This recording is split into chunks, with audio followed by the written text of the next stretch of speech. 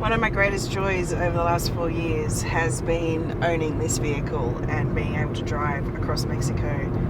It's just been, I don't know, it's just, it symbolizes such freedom for me, owning a car, and having not owned a car for, over a decade, when we were just going continent to continent, country to country, house sit to house sit, we were always able to, not always, but most of the time we were able to drive the car of the homeowners. But it's just something about having your own vehicle. It's just, I love it. So that's going to be one of the toughest things about going back to fully nomadic living, as I call it, turtle living, meaning that you carry everything you own. So yes, it's going to be sort of a sad day to sell this wonderful little vehicle. But I thought I would share a few numbers with regards to having owned this car since the end of 2021. So we bought it as a 2017 model in 2021. So what's that? 4 years old at the time? Yeah. And it was around $10,000 US. I think it was like 190 something thousand pesos, and the exchange rate, was probably about the same as what it is now. But yeah, I think it was. Not quite 20 to 1 in US dollars. And we spent a little bit of money getting new tyres on it, and we went and had it fully checked over with Volkswagen. So that was more expensive to go to a dealership. But yeah, having spent that money, I guess maybe it was a touch over 11 grand all up. And we've been having a look to see. Is he turning off? Yeah, I think so. We've been having a look to see what this particular model will sell for, and considering that it is still under 100,000 kilometres. So I always remember, parents saying that a vehicle that does between 10 and 15,000 kilometres a year is getting, below average mileage, which means that it's going to have a longer life.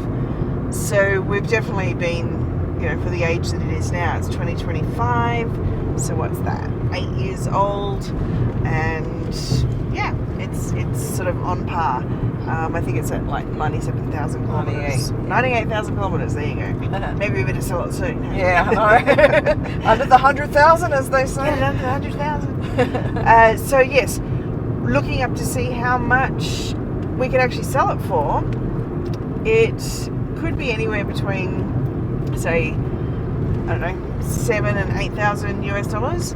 So even if we have to get a little bit of work done on it, because at the moment I think the cobblestone roads in San Miguel have played a bit of havoc on poor little 𝗪𝗏𝗧𝗪𝗏 Polo's suspension, so we might need to get a couple of shock absorbers. And yeah, we do. Just get the steering shaft checked out as well. So we might have to spend a little bit of money. Some people say, why spend money if you're going to sell it? But it's like, if we want to actually have a few more driving trips in it, like we do want to get down south of Mexico City. We haven't been to Oaxaca as yet. We have driven from Mérida, which is the Yucatan on the Caribbean side, right across the country to Mazatlan on the Pacific side. And then, going up through the mountains in the middle, which is where we are at the moment. We're in central Mexico now.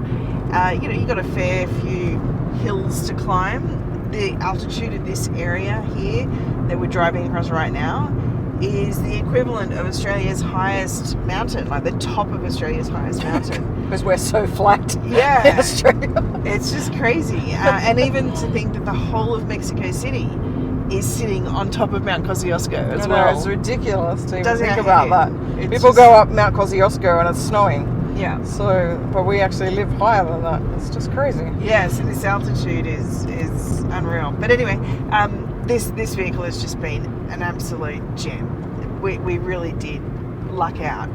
So we did use I guess you'd say I don't know if he was an agent, but he was sort of somebody offering to help, check the titles. Jesus, and dude. Whoa, that coach is a bit over the line. Yeah. Just check the titles were clean and all of that.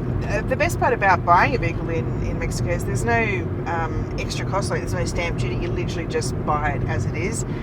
This car had license plates from a different state.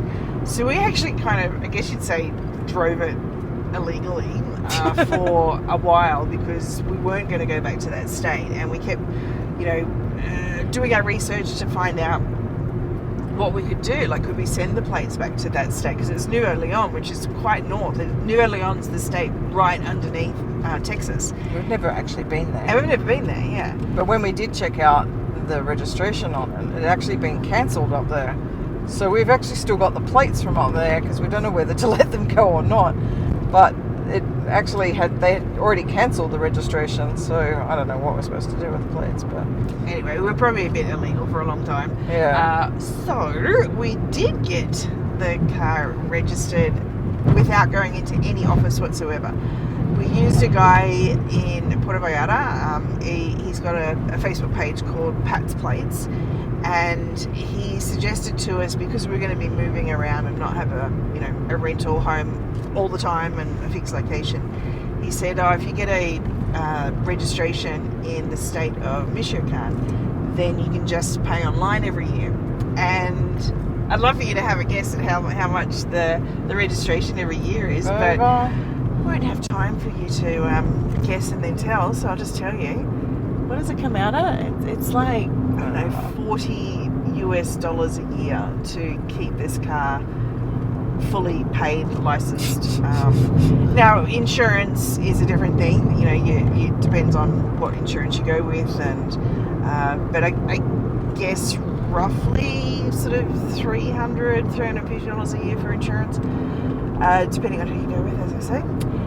Then, yeah, with what we've paid out, by the time we go to sell this, it'll be 4 years that we've owned it, and even just the vehicle, depreciation of only being around $3,000 in vehicle depreciation with what we had paid on top.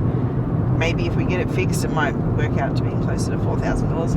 But I'm pretty happy with that. $1,000 a year to, rent a car would have been a lot more than $1,000 a year. Yeah. But it's been a godsend. It's just, at the moment, as you can see, we're packed to the hill. So this is our oversized suitcase as well.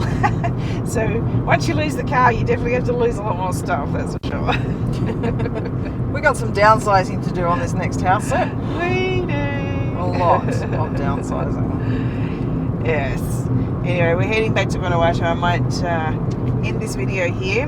Hopefully that's been of interest, finding out about buying a vehicle in a foreign land.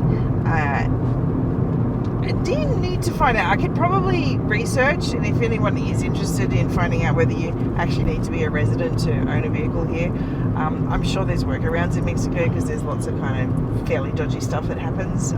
But we did have our residency, our temporary residency when we bought it. Yeah, I think you do need to be a resident. Yeah, so anyway, I'm sure there's workarounds. There's always workarounds. No, I'm pretty sure you can. A tourist can buy it because that's what Pat's Plates helps with. Oh, yeah, I'm pretty sure it yeah. is. Anyway, we'll link some links below, and you can do your own research and find out anyway. But it's been something that we've loved having, and our next lot of research will be to find out where in the world we'll be able to own a vehicle again rather than just renting. Mm-hmm. So stay tuned for that.